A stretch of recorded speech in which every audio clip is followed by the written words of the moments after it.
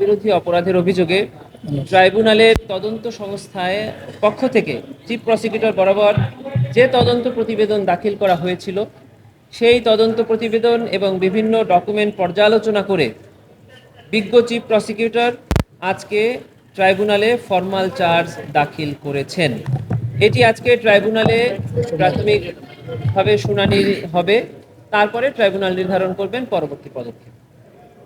এটি হলো জি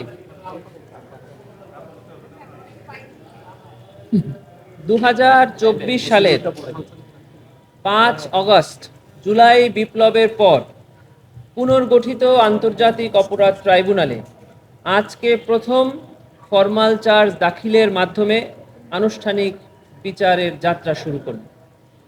ইতোপূর্বে ট্রাইব্যুনালের তদন্ত সংস্থার পক্ষ থেকে বিজ্ঞ চিফ প্রসিকিউটর বরাবর যে তদন্ত প্রতিবেদন দাখিল করা হয়েছিল সেটি ছিল জুলাই গণঅভ্যুত্থান চলাকালে চাংখারপুলে সংগঠিত মানবতা বিরোধী অপরাধের অভিযোগে সেই তদন্ত প্রতিবেদন এবং তদন্ত প্রতিবেদনের সাক্ষ্যে জমাকৃত তথ্য উপাত্ত পর্যালোচনা করে বিজ্ঞ চিফ প্রসিকিউটর আজকে ট্রাইব্যুনালে প্রথম ফরমাল চার্জ দাখিল করলেন।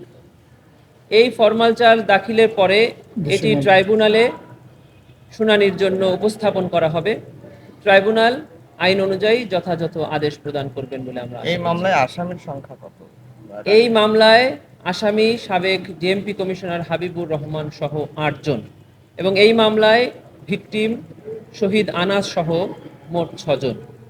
এখানে একটি অভিযোগই আনা হয়েছে, সেটি হলো 5 অগস্ট দুপুরে চাংখারপুল এলাকায় নিরীহ নিরস্ত্র ছাত্র জনতার উপরে নির্বিচারে গুলি করে 6 জনকে হত্যা করা মাধ্যমে মানবতা বিরোধী অপরাধ।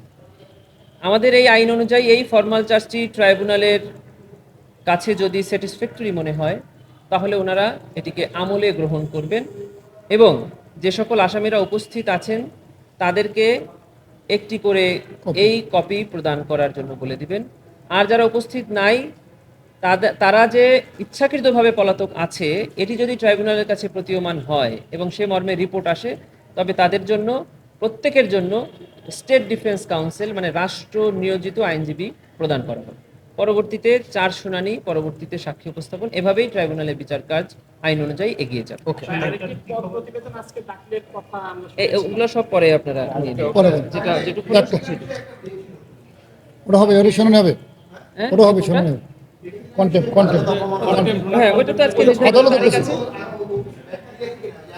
না না আমরা কপি পাইনি। দুজনের কেউই ট্রাইব্যুনালে এখন পর্যন্ত কোনো ব্যাখ্যা দেয়নি। তবে ট্রাইব্যুনাল রেজিস্ট্রার অফিস পক্ষ থেকে আমরা জানতে পেরেছি যে দুজন অভিযুক্তর কাছেই ট্রাইব্যুনালের এই যে নোটিশ সেটা জারি হয়েছে এবং সেই জারি হয়েছে মর্মে ফেরত এসেছে।